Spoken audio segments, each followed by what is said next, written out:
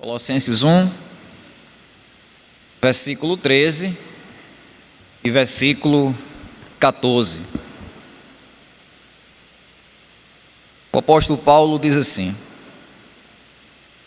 Ele nos libertou do poder das trevas e nos transportou para o reino do seu Filho amado, em quem temos a redenção, a remissão dos pecados. Que Deus aplique no nosso coração a sua palavra. Amados, um dos maiores confortos que a gente tem, tanto ao ler a Bíblia, ouvir a Bíblia, meditar na Bíblia e estudar a Bíblia, é o conforto de estarmos lidando tão somente com aquilo que é certo.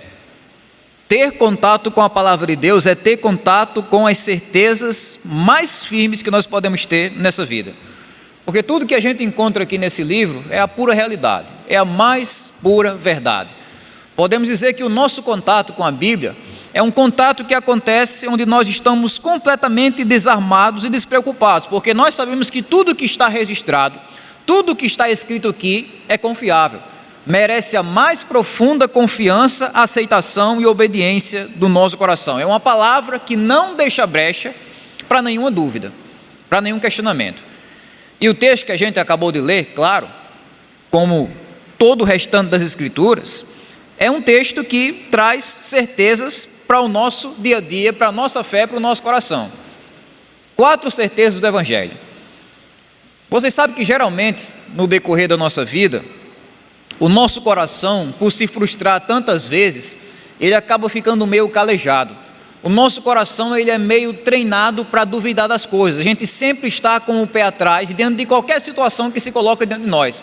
A gente sempre fica, na nossa linguagem, escabriado com qualquer coisa que comece a reluzir ou se apresentar diante de nós. A gente fica se perguntando se aquilo que está diante de nós é realmente o que promete ser.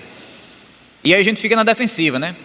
Será que esse produto aqui que eu estou para comprar, será que é isso mesmo que está aparecendo na propaganda? Será que é tudo isso mesmo? Será que essa pessoa, ela é realmente aquilo que ela está dizendo que é? Será que essa conversa aqui que eu ouvi, será que o pessoal não aumentou um pouquinho? Será que o pessoal não diminuiu um pouco? Será que essa notícia que está aqui na internet, será que é realmente o que condiz com a realidade? Nós sempre somos treinados para duvidar de tudo aquilo que está ao nosso redor. Faz parte da gente viver num mundo de mentiras, né? Faz parte da gente viver num mundo de ilusão, onde nós facilmente estamos sendo enganados. Mas quando a gente coloca os olhos na Bíblia, o que a gente vê é algo diferente. O que a gente vê é um livro de certezas, não é um livro de sugestões, não é um livro de probabilidades, não é um livro de superstições, mas é um livro de certeza, de verdades que são inquestionáveis. Quando Paulo escreveu essas palavras aqui, descrevendo essas 4 certezas para a segurança da nossa fé, ele tinha um motivo muito especial para falar sobre esse assunto aqui, na carta aos Colossenses. Porque Paulo está escrevendo sobre essas certezas do Evangelho no contexto de uma igreja, que era a igreja de Colossos, que estava sendo atacada por falsos mestres que estavam ensinando falsas verdades. Uma igreja que estava sendo atacada por uma heresia chamada gnosticismo, onde falsos mestres estavam se filtrando naquela igreja e pregando um tipo de evangelho que era totalmente falso, ensinando, por exemplo, que o caminho para a salvação em Jesus Cristo acontecia sim por meio de Jesus, mas acontecia também por meio de boas obras. Ensinavam que o caminho para a salvação acontecia por meio da adoração aos anjos. Ensinavam que o caminho para a salvação acontecia por meio de um conhecimento secreto que só eles tinham, nem os apóstolos tinham. Ensinavam também que o caminho para a salvação acontecia por meio do guardar um certo ritual ou de obedecer a uma certa dieta. Eles ensinavam um caminho de salvação totalmente distorcido e mentiroso naquela heresia do gnosticismo. E é por isso que Paulo ele vai gastar a maior parte aqui da sua carta para conversar com aqueles crentes sobre as certezas do Evangelho.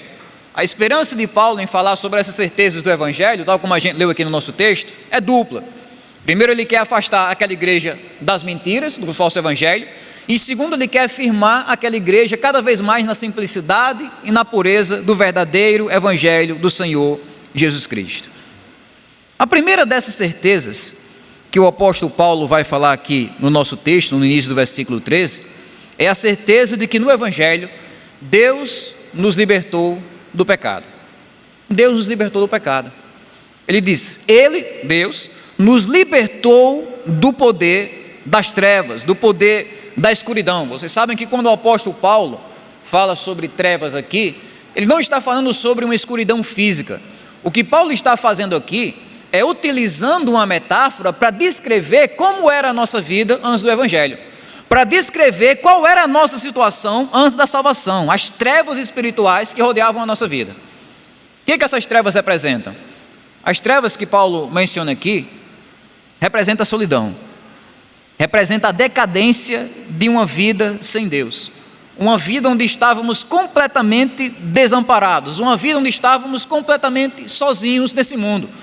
Como Paulo vai dizer lá em Efésios capítulo 2, do verso 12 ao 14, nós estávamos sem Cristo, nós estávamos sem aliança, nós estávamos sem Deus no mundo. É a ideia de solidão. Lá em casa, sempre que a gente coloca Charles para dormir, que a gente apaga as luzes e a escuridão toma de conta, a gente começa a escutar aquele grunhido dele. Estou com medo. Por que você está com medo? Porque eu estou sozinho, quero ir para vocês. Por quê? Porque de fato a gente sabe, por experiência, que a escuridão, ela sempre traz essa sensação de solidão, É algo que a gente prova, sabe, na praticamente, algo que a gente sente. O fato de você não estar vendo uma pessoa do seu lado é como se você estivesse ali meio que sozinho. E de fato, amados, a escuridão espiritual que a gente vivia lá no mundo é semelhante a isso. Quando a gente vivia lá no mundo, a gente vivia com essa vida de distância de Deus. Além de nós estarmos na ausência de Deus, a gente estava na presença do próprio diabo. Além de estarmos distantes do amor e da alegria de Deus, nós éramos reféns da crueldade e da maldade de Satanás. Era esse desamparo, era essa solidão que caracterizava a nossa vida de trevas lá no mundo. Mas não só isso, porque outra coisa que as trevas representam, além da solidão, é a incompreensão. Você sabe que uma pessoa que está no escuro, ela não consegue compreender o que está ao seu redor. Eu lembro que quando eu era criança, eu passei boa parte da minha infância lá no sítio Carpina, na casa de vovó. Quando eu dormia, que eu acordava no meio da noite, você sabe que a escuridão no sítio ela é de tacar o dedo no olho, como a gente chama, né? Eu não conseguia nem mesmo saber para qual lado da rede eu ia descer para ir para o banheiro. Não sabia, eu tinha que chamar a vovó, porque eu não enxergava nada. A ideia de que eu não entendia nem mesmo o lado certo das coisas, norte, sul, leste e oeste. É uma incompreensão, uma ignorância. Quando o apóstolo Paulo usa a escuridão para descrever nossa situação lá no mundo, ele está chamando nossa atenção para isso. A incompreensão que dominava a nossa mente. A ignorância espiritual que permeava o nosso pensamento. A gente era completamente ignorante e desconhecedores da pessoa de Deus. Mesmo que, claro, mesmo que a gente tenha crescido falando em Deus, ouvindo sobre Deus e até participando de algumas atividades religiosas, mas lá no fundo a gente não tinha uma compreensão de quem era o verdadeiro Deus. Vivíamos em trevas, em ignorância espiritual. O conceito que a gente tinha de Deus lá atrás era um conceito completamente equivocado. O que aconteceu com a gente lá atrás, irmãos, não é que a gente, vinha conhecendo a Deus, e aí a gente se converteu e conheceu ainda mais a Deus, não. O Deus que a gente conhecia lá atrás era um Deus criado pela nossa imaginação. A gente criou um Deus na nossa imaginação que aprovava os nossos pecados. A gente criou um Deus na nossa imaginação que não se importava com o nosso estilo de vida. A gente criou um Deus na nossa imaginação que a gente poderia subornar Ele no juízo final para a gente não ir para o inferno. Um Deus completamente diferente do Deus das Escrituras. Essa era a incompreensão que a gente tinha nas trevas do mundo. De Deus, da vontade dEle e do plano dEle para a nossa vida. E não só nós, né? Mas de tantas pessoas que continuam aí fora sem conhecer o verdadeiro Deus.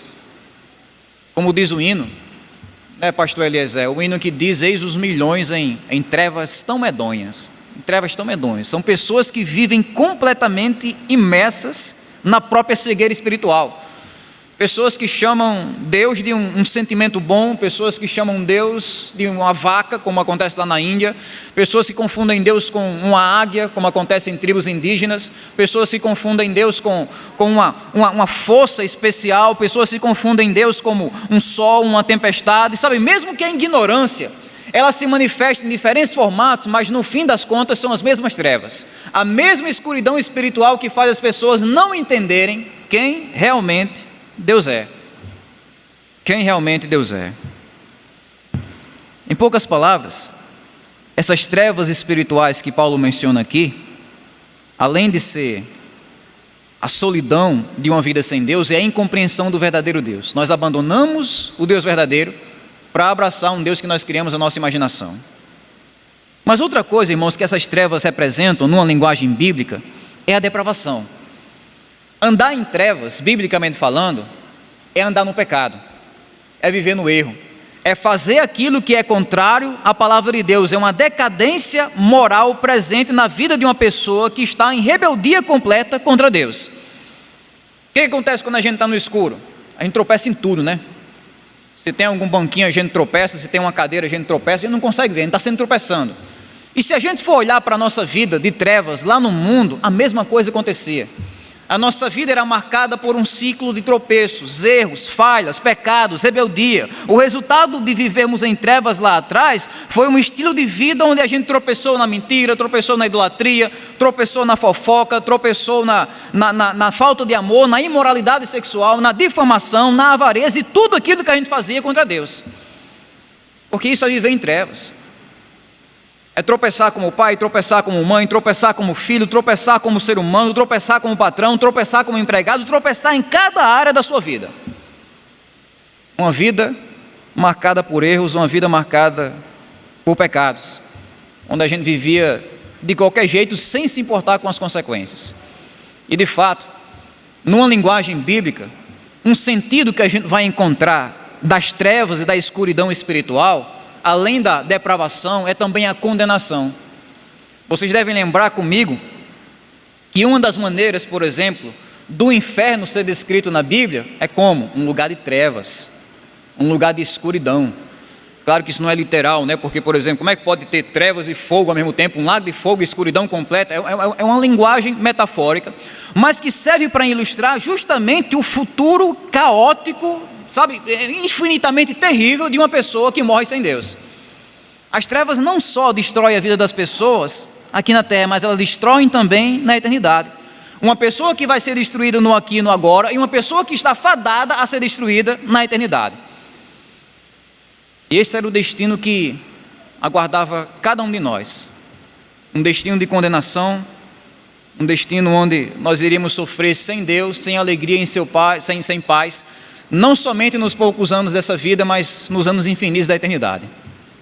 Então, quando Paulo diz que ele nos libertou do poder das trevas, ele está chamando atenção para todo esse quadro de destruição que o pecado trouxe para a nossa caminhada e para a nossa história.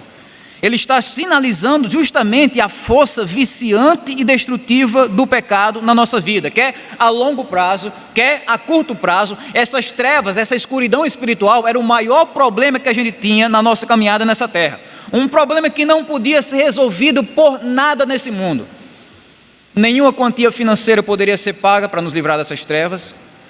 Nenhum tratamento médico ou remédio poderia ser feito para nos curar dessas trevas. Nenhum tipo de educação ou ação política ou ato humanitário poderia resolver o problema da escuridão do pecado na nossa vida. Porque o poder dessas trevas era maior do que nós. É por isso que Paulo chama essas trevas como um império, né? Como um poder. Por quê? Porque é maior do que nós. É uma força espiritual que a força humana não consegue bater de frente. Estávamos acorrentados, abandonados e condenados a viver uma vida de pecado e destruição e vícios nesse mundo, e depois desse mundo viver uma vida eterna de condenação no inferno. Então, quando a gente olha no retrovisor da nossa vida, é isso que a gente enxerga. Nós vemos um passado onde nós vivíamos completamente aprisionados nas trevas espirituais. Mas é aí onde a certeza do evangelho que vimos aqui entra em cena. Porque o que é que Paulo diz? Primeira certeza: Deus nos libertou. Deus nos libertou do poder das trevas, ou seja, Ele mudou a nossa história. Ele nos arrancou de uma vida de solidão sem Deus e nos fez caminhar com Ele nessa terra. Não só com Ele, mas com Ele dentro de nós. Ele nos arrancou dessa incompreensão, dessa ignorância e nos fez conhecermos quem Ele realmente é e o que Ele quer de nós. Ele usou o poder do Evangelho para mudar a nossa vida de tal modo que a depravação agora não é mais uma regra na vida do crente. Ele agora vive como uma nova criação. Ele agora vive como uma nova criatura. É por isso que, por exemplo, por que a gente tem forças agora, como crentes? Por que a gente tem força para viver de um modo diferente? Por que antes a gente não tinha, agora a gente tem? É porque Deus nos libertou do poder das trevas. Ele quebrou as algemas do pecado, de modo que agora nós não somos mais escravos dos nossos vícios, escravos dos nossos pecados, mas somos escravos da justiça, escravos da luz. Essa libertação e transformação de vida que Paulo está destacando aqui no texto, um processo que acontece na vida de cada crente.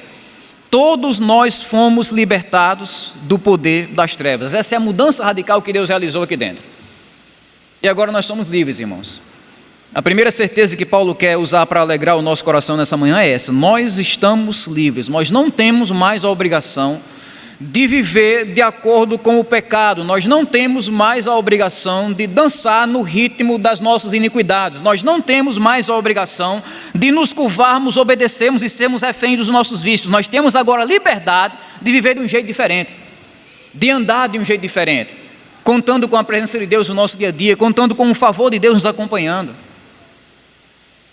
de pensar de um jeito diferente, conhecendo quem Deus é de verdade, o que Ele fez por nós através de Jesus, o que Ele manda, o que Ele ordena, o que Ele exige de nós, e de agirmos de uma maneira diferente, porque o poder do pecado não é mais um poder irresistível. Nós temos forças para andar em santidade. Eu sei que às vezes nós sempre olhamos as coisas como elas acontecem aqui fora, né? E a gente se limita a isso, mas lembrem disso. Por que o Neemias de hoje não é mais o Neemias de ontem? Por que a Felícia de hoje não é mais a Felícia de ontem? Por que o Luanderson de hoje não é mais o Luanderson de ontem? Por que o Eupídio de hoje não é mais? Por que mudou, nosso comportamento mudou? Por que parece que é outra pessoa que está vivendo aqui fora? Porque aconteceu esse processo aqui dentro. Como Paulo diz, Ele nos libertou do poder das trevas. A gente não viu isso com os nossos olhos, a gente não viu uma corrente quebrando. Mas a gente vê isso na nossa vida, no nosso comportamento. É uma mudança radical na nossa caminhada que comprova a salvação que aconteceu no nosso coração. Ele nos libertou do poder das trevas. Mas além disso, irmãos, outra certeza que Paulo vai destacar aqui é que Deus também nos transportou para o seu reino. E nos transportou para o reino do seu Filho amado. Essa ideia de transporte de pessoas, a gente não está acostumado com isso, né? A não ser num contexto mais penitenciário da coisa.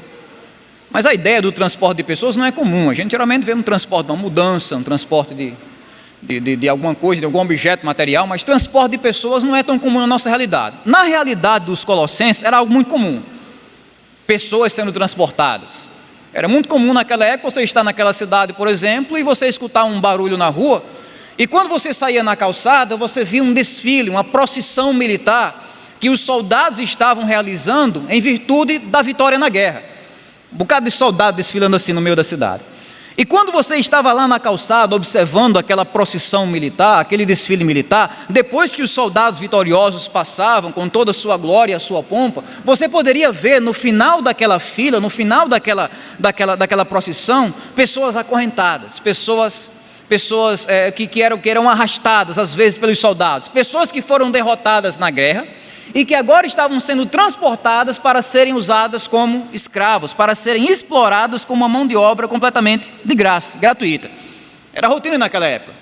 As pessoas que eram derrotadas, eram transportadas, eram escravizadas pelos vencedores da guerra. É por isso que Paulo está utilizando essa figura aqui, do transporte dos conquistados, para ilustrar a nossa salvação. Nós também fomos transportados.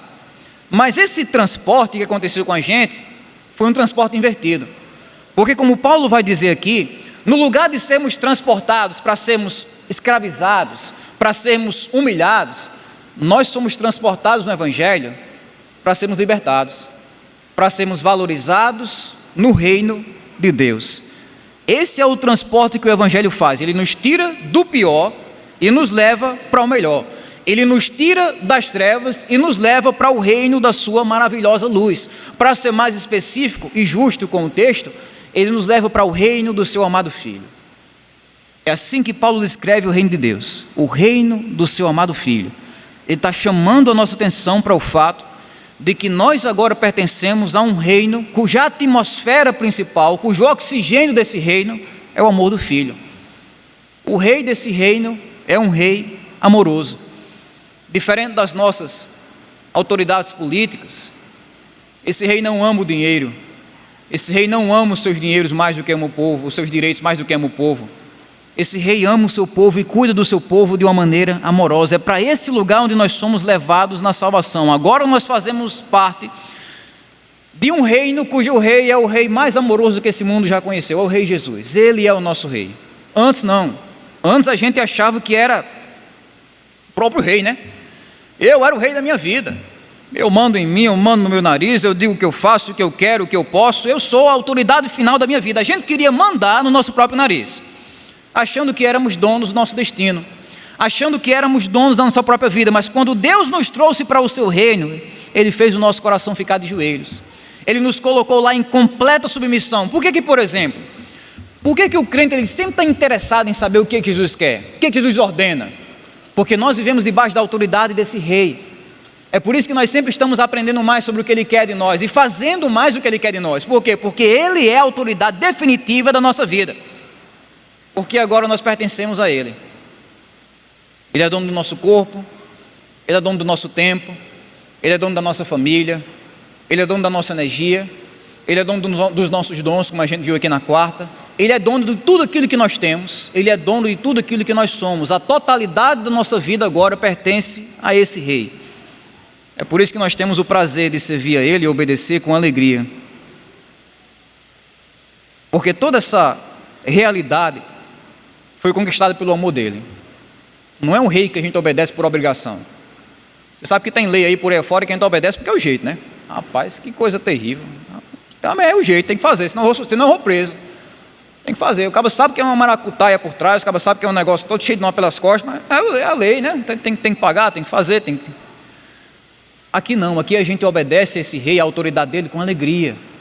A gente obedece com a simplicidade do nosso coração, porque Ele nos conquistou com o amor dEle. Ele é o rei amado, que é o melhor rei que a gente poderia ter na nossa vida. É por isso que a gente tem o prazer de servir a Ele com todo o nosso coração, né? Então, o que Paulo está dizendo aqui, nessa segunda certeza do Evangelho, é que agora nós temos um rei. Ele é o Deus que nos transportou para o seu reino, de modo que agora nós vivemos uma vida onde a autoridade de Jesus ela é levada a sério. Ela é levada a sério. Mas seguindo no texto, meus irmãos, outra certeza que Paulo vai apresentar aqui é que Deus nos comprou em Jesus. Deus nos comprou em Jesus. O verso 14 ele começa dizendo: em quem temos a redenção. Vocês sabem que redenção significa aquisição. Quando a palavra redenção aparece na Bíblia, ela está chamando a nossa atenção para um resgate que foi feito mediante o pagamento de um preço. Isso é redenção. É comprar uma pessoa, resgatar uma pessoa por meio do pagamento de um preço. Era mais uma coisa que fazia parte na rotina dos colossenses, não faz parte da nossa rotina. Você não vai na feira livre e encontra um mercado cheio de pessoas para você comprar 10 mil num, 10 mil no outro. Não, isso não é mais comum, pelo menos não na nossa época, graças a Deus. Mas isso fazia parte da rotina deles, o mercado de escravos. Você ia lá no centro e você tinha pessoas, umas mais fortes, outras mais fracas, que estavam à venda, que poderiam ser compradas, ou para serem libertadas e alforriadas, ou então para serem exploradas e até mesmo assassinadas. Era um comércio completamente comum entre os colossenses. Mas o ponto de Paulo é que essa negociação de resgate pagando um preço era chamada de redenção. É esse conceito que ele está utilizando aqui. Ele já disse que nós éramos escravos, né? Ele já disse que nós fomos transportados para um reino de liberdade. Mas agora ele explica como isso aconteceu. Ele explica de que forma esse processo aconteceu na vida do crente. Ele explica que não foi um processo automático, não foi um processo gratuito, onde Deus disse, vocês estão livres e pronto. Não, ele pagou um preço. Ele pagou um preço, e um preço alto. O preço da vida, como ele diz aqui, do seu amado Filho. Eu acho que por isso que Paulo não diz simplesmente reino de Deus. Ele é explícito em dizer, é o reino do Filho amado de Deus. É como se ele estivesse mostrando que o preço que Deus pagou pela nossa libertação da escravidão, pela nossa transportação para o seu reino, foi o preço da vida do seu amado filho. O preço mais alto que ele poderia pagar, ele pagou. Ele não pagou o preço entregando um pouco de dinheiro. Ele não pagou o preço entregando um anjo dele lá no céu, ou até um universo inteiro aqui na terra. Não, ele pagou um preço entregando o amado filho dele para ser castigado na cruz. Ele entregou o bem mais precioso e inestimável que ele tinha para pagar o preço pela nossa liberdade. E se hoje nós podemos ser livres do poder das trevas, se hoje nós podemos colocar os nossos pés no reino do Filho do seu amor, é porque o seu amado filho foi odiado na cruz. É porque o Pai fez com que o seu amado filho fosse odiado pelos homens, odiado pelo diabo e odiado pelo próprio Deus na cruz. Quando ele assumiu todos os pecados que nós cometemos como povo de Deus. Quando ele assumiu todos os pecados que o seu povo cometeu nessa terra. Foi o preço da nossa salvação, irmãos. É isso que a gente relembra na ceia. Mas é isso que a gente deve relembrar todos os dias da nossa vida. É isso que a gente precisa tatuar na nossa memória e agradecer todos os dias por esse preço alto da redenção que foi pago pela nossa libertação. Porque esse é o nosso valor. Essa é a nossa identidade. Esse é o sentido da nossa vida. Nós não encontramos o nosso valor na quantidade de dinheiro que ganhamos, no tipo de roupa que usamos, no tipo de status que nós conquistamos no mundo, ou de fama, no tipo de prosperidade que nós temos nesse mundo. Não, nosso valor não vem das coisas desse mundo, nosso valor vem da cruz. É a certeza de termos sido comprados por um preço alto, por um preço que foi pago através de Jesus. É nisso que nós encontramos a nossa identidade. Não existe nada nesse mundo que seja capaz de fazer o crente se sentir desvalorizado. Por quê? Porque o sangue de Deus foi derramado em favor do crente. O sangue de Deus foi derramado em favor de nós. Então não importa quantas coisas digam acerca de nós, não importa quantas doenças caiam sobre nós, não importa quantas privações destruam nós, não importa quantas dificuldades nos acometam.